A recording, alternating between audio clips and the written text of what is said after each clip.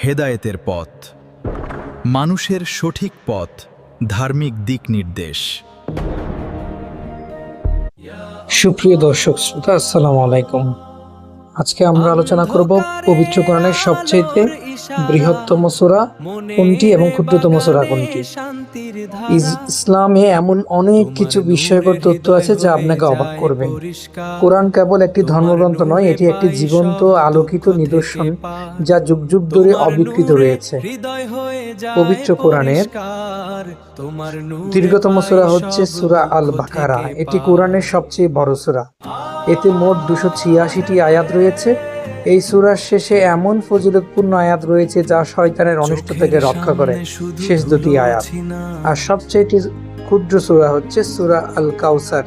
এটি পবিত্র কোরআনের সবচেয়ে ছোট সূরা। এতে মাত্র 3টি আয়াত রয়েছে। ছোট হওয়া সত্ত্বেও এর অর্থ অত্যন্ত গভীর এবং মহান আল্লাহর দান সম্পর্কে বর্ণনা। এই ধরনের ইসলামের অনেক অজানা বিষয় এবং গুরুত্বপূর্ণ আমল সম্পর্কে জানতে হেদায়েতের পথ চ্যানেলটি সাবস্ক্রাইব করে আমাদের পাশেই থাকুন।